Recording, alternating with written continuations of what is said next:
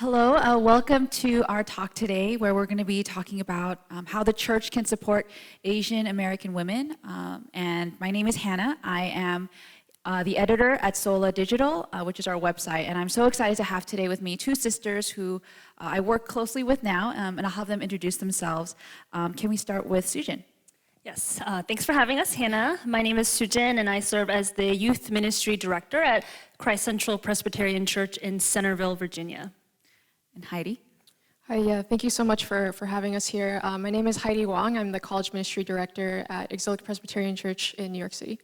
Awesome, and all of us are on the SOLA Editorial board together where we collaborate and write, and it's been such a blessing.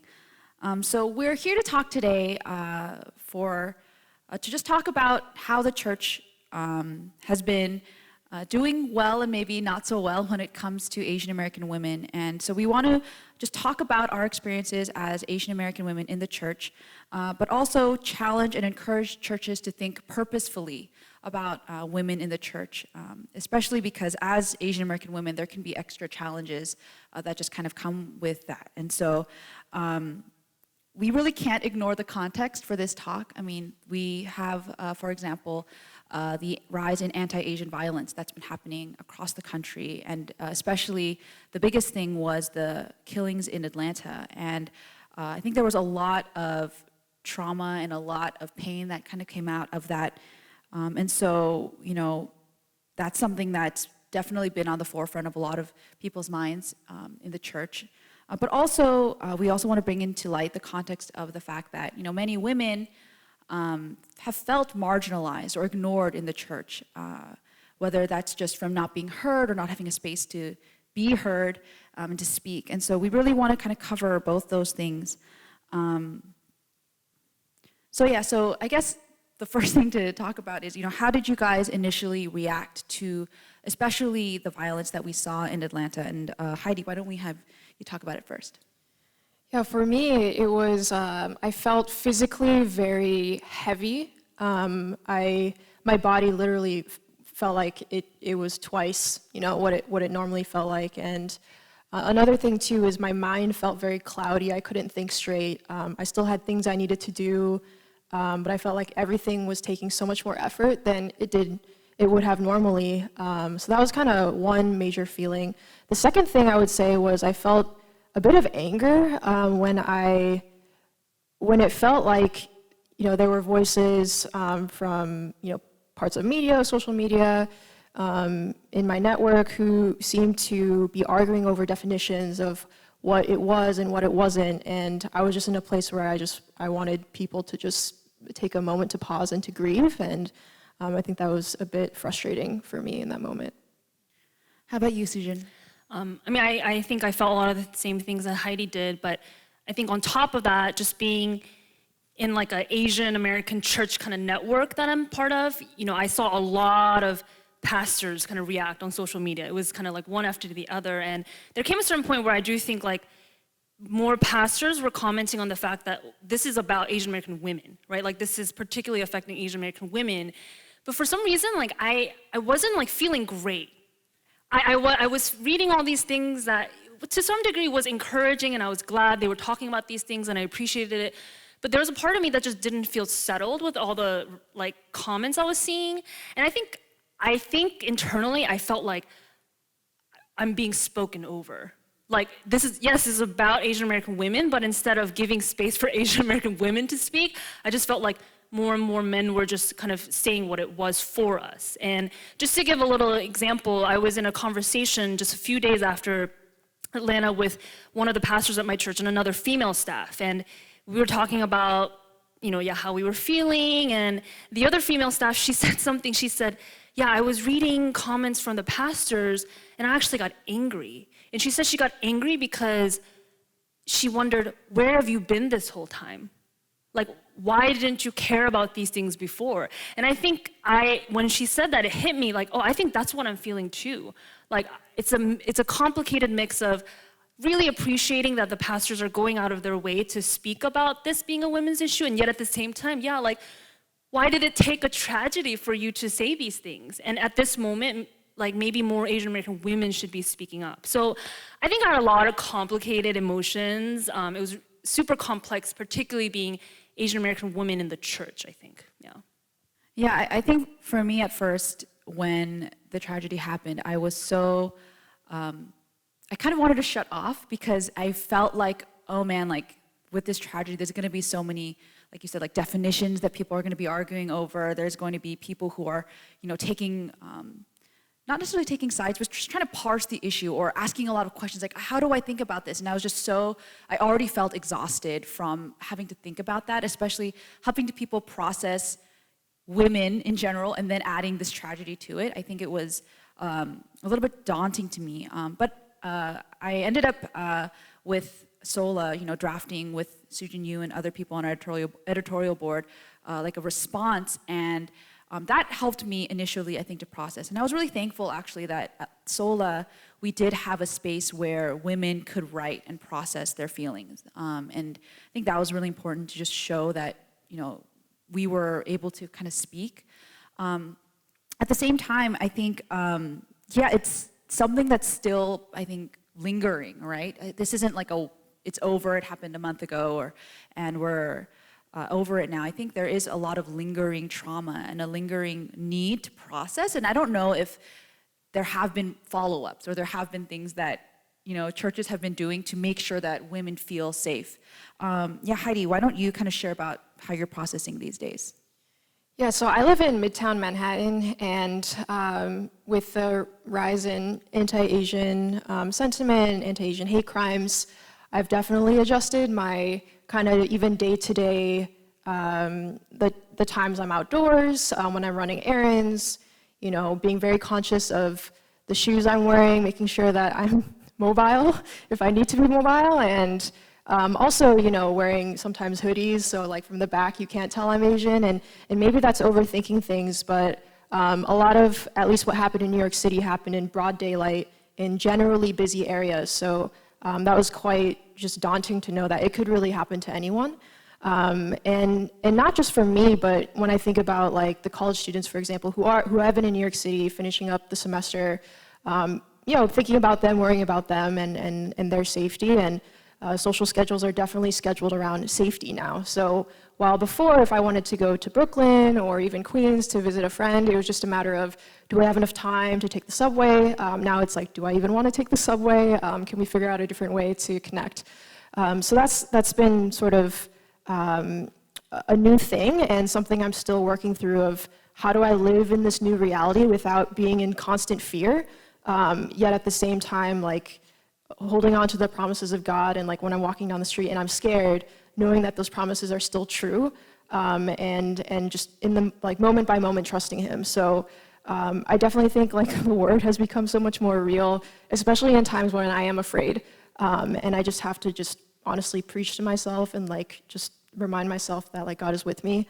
And it's silly because sometimes, other people may say, oh, you're overthinking it, or maybe it's not as bad as you think it is. But when you're an Asian American woman walking around in an urban area and there's a questionable person, or it's at night, then you want to be wise in what you're doing. And so that's just kind of where I'm at. How about you, Soojin? How are you processing these days? Yeah, I mean, kind of like Heidi said, just an additional layer of fear, I think, in my everyday life, even though I'm not in an urban setting, so I think it's a little different, just being hyper aware of my surroundings. But I think kind of internally, so right after Atlanta happened, I was actually given a chance to write about it, and I think writing about it in the moment kind of forced me to process really quickly and to grieve for that moment and to kind of come to some conclusions. And I think the overwhelming response I got from other women from that article was it just helped them to start grieving because they didn't know where to start. And I felt the same way.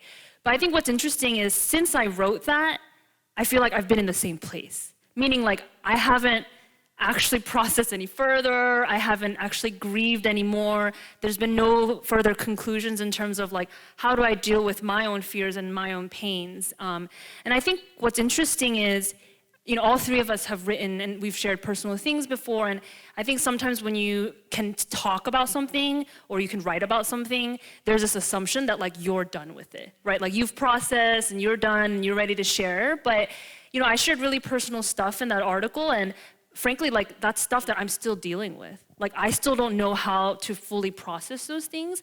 And so I think there's been a little bit of like burden of proof on Asian American women in the last month to like share more of your experiences and to prove that like Asian women being targeted is a real thing. But like sharing those things comes with an emotional cost.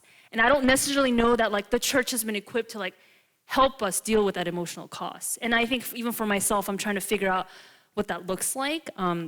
So yeah, I think if I'm really honest, I did some processing in the beginning, but I've just kind of stayed the same. And there's still a lot of things lingering, while at the same time I feel like the world is moving on. And I think that's been a little bit of a disconnect in my own mind. And I do think when I speak to other sisters, there's similar sentiments. Like they haven't fully grieved and properly processed, but it just seems like the world is moving on, and it's just internally they haven't been able to move on. Yeah, I think what you talk about, not knowing like how to move on and grieve further, I think there is like the space for us to ask, has the church been helping people to kind of think about and to look back? I think we're very good, at reacting to things like right away. Like, I don't know if you guys know, but I think a lot of our churches were involved or part of organizations that were involved in the rally that happened, in support of, Asian Americans. And that was great. That was reactive and important. But, are there resources that our churches have about, counseling women past the initial trauma? The church is called to be the body of Christ, right? To support one another, to bear one another's burdens. And I think when it comes to dealing with issues that are a little more chronic, I think, especially when it comes to women, I think the church, has a role to play and needs to think even more purposefully about how to do it. Because I'm also just, thinking about, how then, right, so let's go to the question, like how then can churches support women? I kind of alluded to a couple of things, but why don't we start with Soojin this time? Like what are some things that you think the church can do to support women? Yeah, I think two things have come to mind kind of in light of how the church has and hasn't responded to Atlanta, and just from my interactions with other women. One, I think, is just like care, shepherding, discipleship, whatever you want to call it. And I say that because, again, don't want to generalize, but I've noticed that a lot of pastors don't functionally shepherd the women in their churches. It's often you kind of shepherd the men, and then their wives are there. Or I think a lot of times pastors may not recognize they're not shepherding women, or they don't know how to. And so you have a lot of women that I think aren't being directly shepherded, cared by the pastors in their church. And so when events like this happen, there's such a disconnect, right? Meaning all the personal things I shared in that article, and I had a lot of pastors respond to me like, thank you, like that was really helpful. The reality is like those things were part of my life before Atlanta. But nobody asked me before. And I just kept thinking like, how wonderful would it have been if like pastors had known these personal stories and the fact that like Asian women deal with this on a daily basis, and they were better equipped to care when something like this happened. And so I do think like, not just in times of tragedy, but I think on a day-to-day, like week-to-week basis, I do think there needs to be more like robust and more intentional kind of shepherding, leading, caring for women from pastors directly in whatever appropriate sense that is within churches. But then on the flip side of that, in order to do that well, that means pastors need to have women, whether they're lay staff or paid staff, whoever it is, like trusted women who have regular access to them and can regularly give their perspective to them. Because like we all have good intentions, but sometimes good intentions aren't enough, right? Meaning like pastors need to hear, and male leaders in the church need to hear from women about how they can care for the women, how they can better shepherd the women. And so whatever the staff structure is at your church for pastors, I just want to encourage, like, if you don't have women regularly speaking into situations and into you about like the state of women in the church, like my encouragement and challenge would be to change that. Like there needs to be some way for trusted women to have regular access to you so that they can offer perspective, right? The second thing that comes to mind is just I think about all the women that I personally know that when Atlanta happened, they had so many thoughts and emotions, but they didn't know where or how to share those things. Because culturally, socially, Asian American women are not used to like speaking up and sharing in church settings. That's just the reality of the situation, right? And so, like there's one example, I have a sister at our church. We had a conversation maybe a week after Atlanta, and I was asking her like, have you had any chance to kind of, process this with other Christians? And she said, well, I went to community group, which is co-ed, and we talked about it, but I left feeling worse because it was only the men who were speaking. And that's the reality, is when you have a co-ed setting, like even if the women want to speak, they're not accustomed to speaking unless they're explicitly invited to speak. And so I think it's a tragedy that when a moment like this happened, when it's so much about Asian American women didn't know where or how to speak about what they're feeling and going through. And so I think churches need to, on a regular basis, have places and spaces for women to speak up and to share, right? And when you have co-ed community groups, you need to train those community group leaders to be explicitly mindful of inviting women to speak, right? Or you need to have spaces in the church where, apart from just only women's groups, you need to have spaces where women can practice speaking and sharing. And I know that like for every church, like an appropriate place for women to speak is going to be defined differently, and that's totally fine. But I think what's not fine is often pastors or male leaders, again, not intentionally harmful way, in a harmful way, but I think sometimes it's just not viewed as a priority. It's a secondary issue. We don't need to deal with it. There's so many other things that come to you in ministry, and so they don't take the time to like properly define and carve out those spaces. But that's what happens, is when you keep pushing it back, in the meantime, women don't have spaces. And then when tragedy like this happens, women are kept to themselves and they don't know where to share or speak up. And so I think it's so important that like women are given the space on a regular basis, and they're encouraged and invited to do so, so that because these things will continue to happen. And when these things happen, they will know like my church is a safe place for me to share and vocalize and process within my community. Yeah. So I think those are the two big things. What about you, Heidi? How can the church support women at this time? Yeah, Soojin mentioned so many helpful things. I'm going to try to build off of that.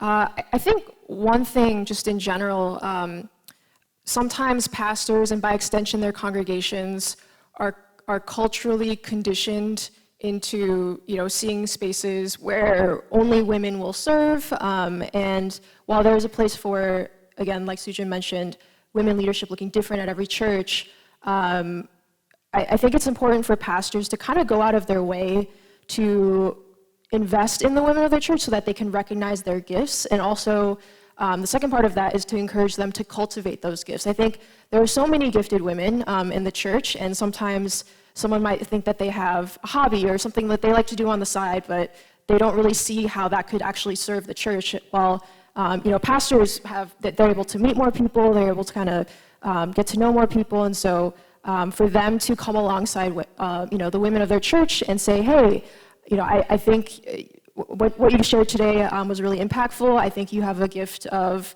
teaching perhaps, and I would love to partner with you to continue to develop that gift. I think for some women, it doesn't even cross their mind that they could have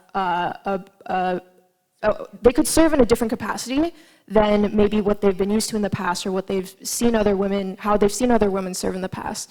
So I think it's just helping women to see like beyond what the confined spaces that they're sort of used to. And just a personal anecdote for me, like part of the reason why like I am here today is because of especially like the men who recognized certain gifts in me and really challenged me to cultivate those, even when I was uncomfortable, and just knowing my personality and my temperament, coming alongside me and pushing me into spaces that they knew would be good for me and my development, and I wasn't really sure about. So I'm so thankful for my pastors and others who kind of had to go out of their way to do that, right? But it has been such a blessing for me personally, and also I'm sure for them as well.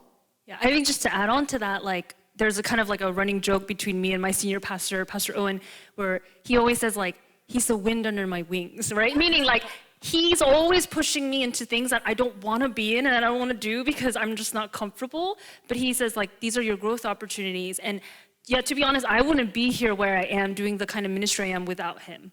And I always tell people, like, every female who wants to do ministry needs an Owen in their lives. And because I just know, like, I give so much credit to him supporting me to do what I'm doing now. And so I think it really does take like pastors going out of their way to create opportunities and to like encourage and challenge for women to be able to flourish within the church. Yeah, and I think, it's really important to remember that I think even though, obviously all churches look different, but it's important to remember that, women make up a big part of the church, right? Like if you're probably more than half. You're more than half. If you're discounting women in the church, you are missing out on so many gifted and talented people. And just thinking about SOLA network, for example, I just looked at our demographics from our website, and more than half, it used to be a pretty 50-50 split, but now more than half of our readers are women. And then I have a contact at the Gospel Coalition who said actually for them too, like 60% of their readers are women and 40% are men, which is crazy because, complementarian, you would think that, like men, leaders are going to want to read these things. And some of the things that we talked about with the editorial board was, maybe it's a reason why is that, women may be feeling like, I'm not getting the training or the teaching that I want from my local church, but I can go to these outside organizations to help me, whether that's SOLA, the Gospel Coalition, other websites. And I think that's really sad that, if women feel like they can't be led by their local church, especially because we all say we love the local church, we should be local church driven, that's where our home is. Yeah, and I think another way that the churches can really support women is, to go beyond your friends, right? I think with a lot of pastors, it's very easy, right? Like you went to the same seminary, you suffered together learning Greek and Hebrew, long nights and all that stuff. And so it's easy to ask your friends to come speak at your missions conference. It's easy to, have a group of, guys coming together. But I think there is such a missed opportunity in all the women in your lives who, as you mentioned too earlier, Soojin, where women should speak into the life of a church, should speak into the life of a ministry. And so I think it really calls on pastors to look beyond just your friends and really see the greater scope of the church and how Christ can lead. And so, I think, one of the greatest ways the church can support women is to ask women for help, I think. The one last thing I would mention, Hannah, is I definitely think there's like in the week to week, pastors recognizing spaces for women to lead, but also like in the planning for the ministry year. And I think that's a huge opportunity to be intentional about having women voices. And, as a woman, when my pastor, leader of my church, asked me to lead something, knowing that they were intentional about that thought and that decision is encouraging, and just knowing that it wasn't just because none of the guys were available that they're asking me. I think that can be uplifting to women as well, knowing that they're intentionally being thought of in the program planning for their church as well. Yeah, and I think like a framework that's kind of helped our church to think about things is, if the church is a family, you have mother figures and you have father figures. But to be honest, there's been a deficit of mother figures. And I think that's also why you have more younger people who are not happy with like complementarianism, because they've only seen father figures. So they want women going into those roles, right? But I think a church can be healthy and have robust complementarianism when you have both father figures doing their roles, but mother figures playing their roles as well. And I think that's kind of like the spaces that need to be intentionally carved out in the church.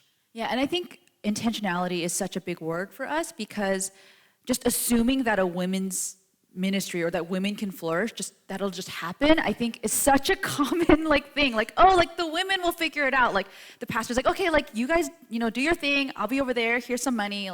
But I think if they're not intentionally a part of the planning of the church, if it's not intentional that these resources are for women, and again, not just, you figure it out, but that the pastor has a vision for women in their church. If it's not there, it really does feel here's a Saturday morning, right? Go for it.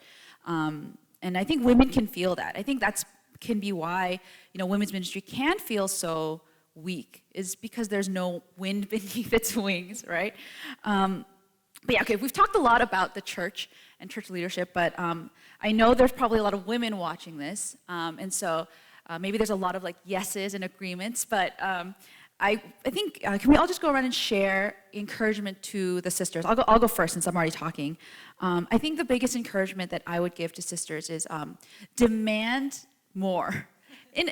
I'll say demand. I'll use a strong word because we can be so passive. So take it how you will. But I think as women, I think we should ask for and receive more opportunities, especially to be equipped. I think that's the biggest thing that women always say when we ask them to serve. It's like, oh, but I don't feel equipped. I don't feel like I've been trained. And the truth is, you know what, they probably aren't, right? Especially if the church has been a lot more focused on male leadership, just either accidentally, hopefully not purposefully. But yeah, I think, for churches to encourage women who want to be biblically trained, to go to seminary, right? There's local ones, you can do online programs, and then the church can, support them by, providing scholarships, providing, funds, things like that, matching funds.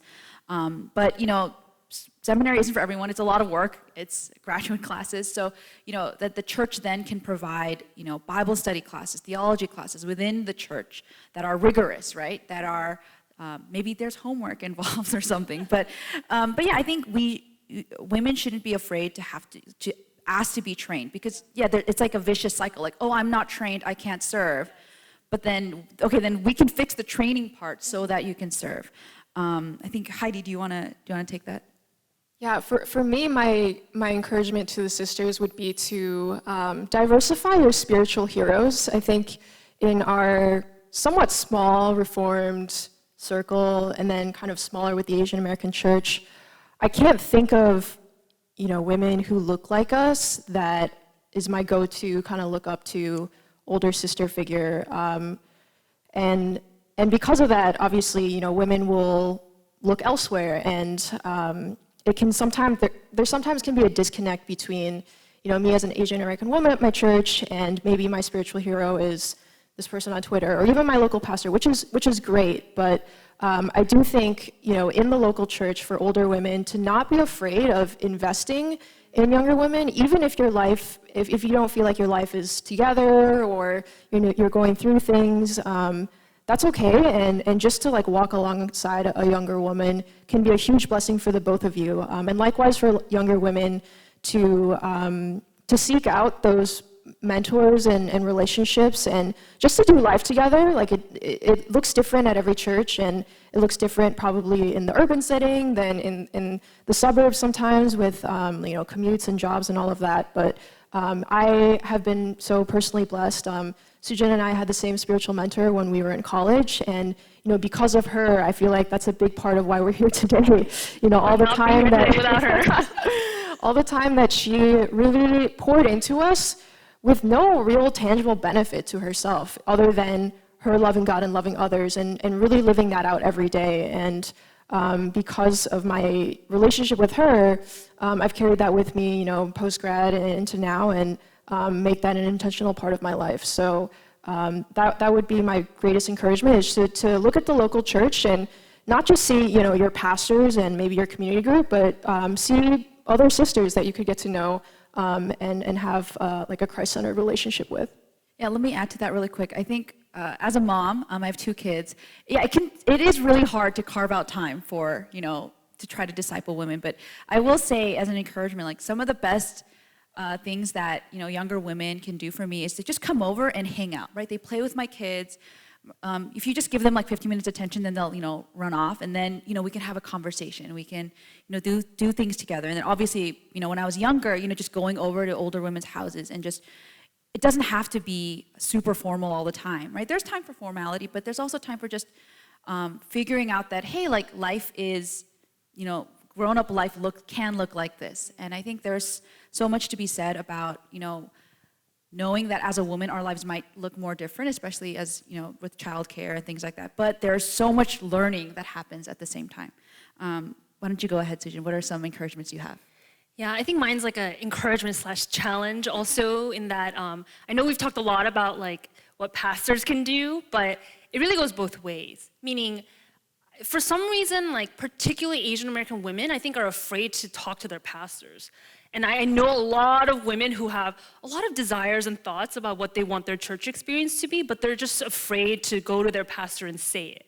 And so a lot of women, I think, just don't engage their pastors. And so I think my challenge and encouragement is you also have to go and you have to be willing to, graciously, kindly, respectfully, like speak truth to your pastors too about like your own experiences and what you desire, because frankly, they're not gonna know if you don't tell them. And it's unfair to expect them to know just from watching, right? And so, I've had some really difficult conversations with my pastors, and it's, there's been some tears shed, and there's been some, hard moments, but they've all been really worth it because now we understand each other better. And now they know, like, my experience, and they know my perspective, and that's why I can say, like, I have pastors who support me and love me and, like, will encourage me. And so, yeah, don't be afraid. Like, go. They're your pastors. It's their job to shepherd you and to care for you, right?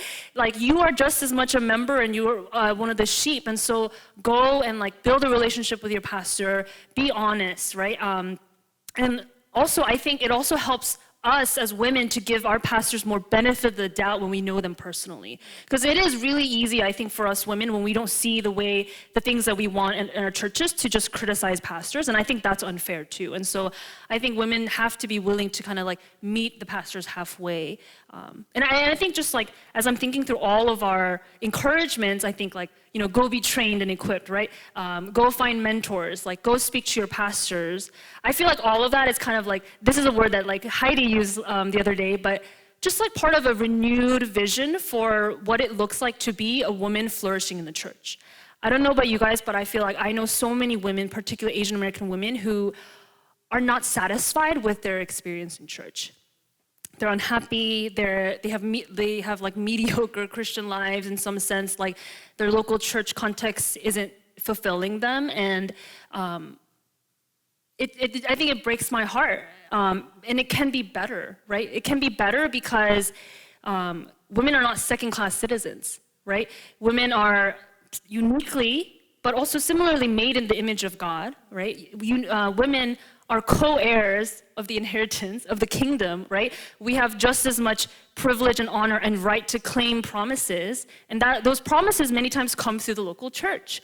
And I think, like, I want women to flourish in the church and have like amazing experiences growing and serving through the church, but it has to be both ways. Like, women have to be willing to go out and seek it, but also pastors have to come alongside and support and encourage. And I just want to say, like, if you're disgruntled or unhappy with your experience in your local church, like, don't be satisfied with that, right? Like, Jesus didn't go to all great lengths to die for us so we can have disgruntled experience in his local body. And I think, like, instead of sitting and complaining or just kind of like accepting that for what it is, I think there can be more flourishing in the church. And it's going to take team effort, but I think, I want it to be like that. I don't know if you guys like kind of resonate with me when I say that. 100%. Yeah. Yeah, I think, even when it comes to us three just talking about our experiences and like sharing so many of them, I think the thing that I do get out of this is hope, right? Like, we do see there are places where women, Asian American women in the local church are given opportunities to speak and to talk and to share. And like, all of our pastors have been very enthusiastic about having us serve at SOLA and at other events. And I think, there are some, Asian American women who are older as well that, we can look up to it. But I think it's so important right now, especially as the big wave of Asian American immigrants was like the 1960s, 70s, right? Like, we're the children of those immigrants, and we're continuing to figure out what it means to flourish as Asian Americans here. And so it's important that the church thinks about it, because if we're not thinking about it now, then we're not going to have Asian American leaders for the next generation. This is going to be a pervasive problem when it's a problem that already has a solution, which is love women the way Jesus loved women, right? Amen. And so, yeah. I do you have any other thoughts to add? I mean, the only thing I would add, and it's sort of echoing what Soojin just shared. this renewed vision of what it could be like to be an Asian American woman in the church and to have a flourishing Christian life. That doesn't mean, you know, our lives are like free of suffering or issues or challenges, but it's like through those things that we kind of lean into the local church to support us. Like even as we serve, like we are supported by our communities. And that's such a greater witness, I think, as well of to be in a place where you could be going through something really difficult, yet be in kind of like a loving community with your church, in a place that supports you, not just because you're, you know, a member or you know, a woman, but just because it's a family, right? And for people who are not part of the family of God yet, to see that and to kind of be curious about, like, who is this God, who is this Jesus, and, you know, how can this person have such joy in the midst of such struggle. So to also remember that it's like also part of Christian witness too, to desire to want to have, I guess, a flourishing Christian life. So Yeah, we're like not making this up. You know, you read Genesis to Revelation, like God wants the flourishing of women, right? And it's always been revolutionary, the way that Jesus loved women, the way that he taught women and discipled them. And so, yeah, I think it's a more accurate witness to the world of our God when women are flourishing in the church. I think that's good. Women flourishing in the church, I like it. So yeah, so I hope that this talk was encouraging, also challenging, maybe a little uncomfortable, but yeah, I think that remembering and focusing and being purposeful about the flourishing of women in our churches will be ultimately for the glory of the kingdom, right? And so thank you so much for tuning in, and that's it.